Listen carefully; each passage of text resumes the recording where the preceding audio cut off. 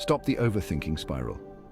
Picture this. Your boss asks to see you in a few days, no details given, instant panic mode, right? Your mind starts racing. What did I mess up? And by nightfall, you're lying in bed replaying every single thing you've done in the last month. The sleepless night leads to a day where you can barely focus, zoning out over and over, worrying about this mysterious meeting. You even start grilling your co-workers for clues, driving your partner nuts with endless scenarios.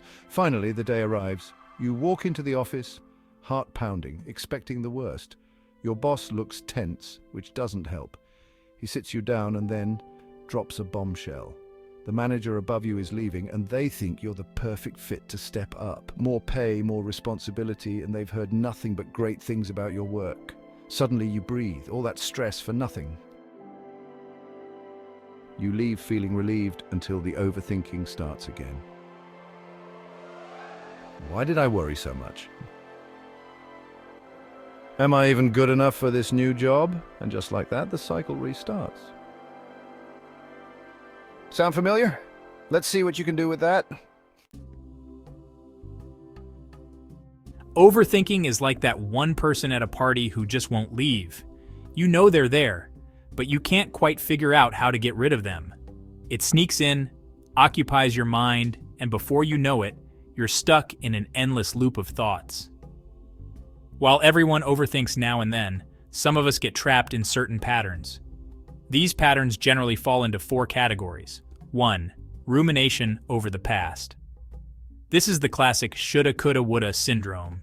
It's when you obsess over past events, replaying them like an old movie you can't stop watching.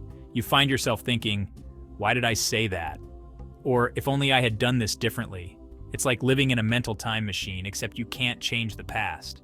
You relive every awkward conversation, missed opportunity, or mistake, and each time you beat yourself up over it.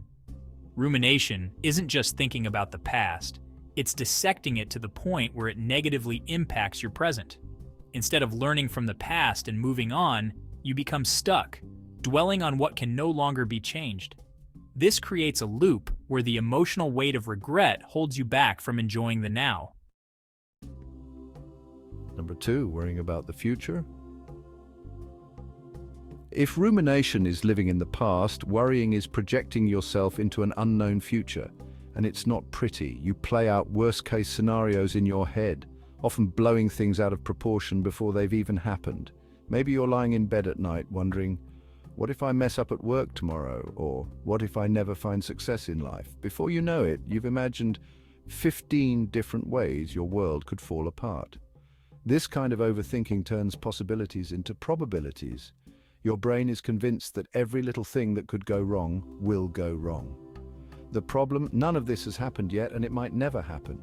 But your mind acts as if it's already real, creating anxiety that steals the peace from your present moment.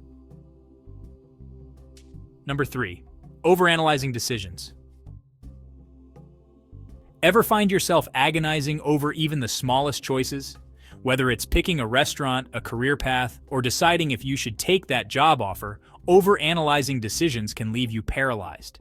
You want to make the perfect choice, and the fear of making the wrong one keeps you stuck in indecision. You might think about all the what-ifs. What if you make the wrong call? What if this one decision ruins everything? Overanalyzing usually comes from a desire to control the outcome, but the more you analyze, the more difficult the decision becomes. The worst part? You often end up feeling no more confident than when you started, except now you're exhausted from all the mental gymnastics. Number 4, social anxiety. This type of overthinking focuses on how others perceive you. After every social interaction, you play it back in your mind. Did I say something stupid, or do they think I'm awkward? It's not just about what you said, but how you said it, how you looked when you said it, and what others might be thinking about you. Social anxiety leads to constant self-monitoring during conversations and reliving the event afterward. You might even avoid social situations altogether because the mental strain of overanalyzing each interaction feels like too much to handle. The irony? Most people probably aren't thinking about you half as much as you think they are. Overthinking stems from a need for certainty. Whether it's trying to make sense of past mistakes, predicting future outcomes, or avoiding social missteps. Your brain craves control. The problem is, life is uncertain. The past can't be changed, the future isn't guaranteed, and you can't control how others see you. But the mind doesn't care. It keeps spinning its wheels, thinking it can solve problems with more thinking. In reality, overthinking creates more problems than it solves. Now let's break the cycle and talk about 10 ways to stop overthinking and start living. First things first, call it what it is. Literally say out loud, I'm overthinking. Awareness is half the battle. Notice when and where this happens. Maybe it's late at night or at work or when you're alone. Knowing your triggers helps you get ahead of it. Set a timer every hour and check yourself. Were you ruminating? Secondly, postpone the worry. Tell yourself, I'll deal with this later. Or better yet, schedule a worry time. Set aside 10 minutes at 2 p.m. or whenever to stress about it, but write it down. But your brain loves boundaries, and this method gives it exactly that. Next, shift your attention. Your mind's a machine. It'll churn out hundreds of thoughts, but you're the referee, deciding which thoughts to buy into. Visualize your thoughts as channels on a TV and switch to something more useful. Focus on what you can control or on a more helpful narrative. Number 4, ground yourself in the present. Overthinking usually happens in your head, away from the present moment. So shift your attention back to the now. Pay attention to what's happening around you, who you're with, what you're doing. Notice your breath, the feeling of your body. This helps stop the endless loop of thoughts. Number 5, get specific. Instead of vague, big picture worries like, why can't I ever be happy? Zero in on a small, actionable detail. For example, rather than asking, why am I bad at relationships?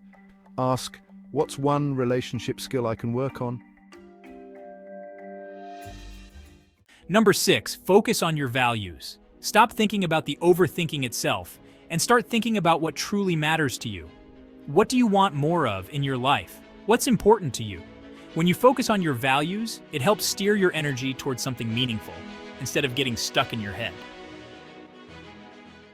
Number 7, distract, but don't avoid. Distraction can help, but don't overdo it. Sure, you could binge Netflix or scroll TikTok to escape your worries for a bit, but over-relying on distractions can keep you from dealing with life. Use it as a temporary tool, but then focus on things you actually care about, like hobbies or self-care. By learning to shift your focus and break the habit of overthinking, you'll free up your mind for what truly matters. So next time you catch yourself spiraling, remember, you're in control of the remote. Now go live your life. And yeah, thank you for subscribing.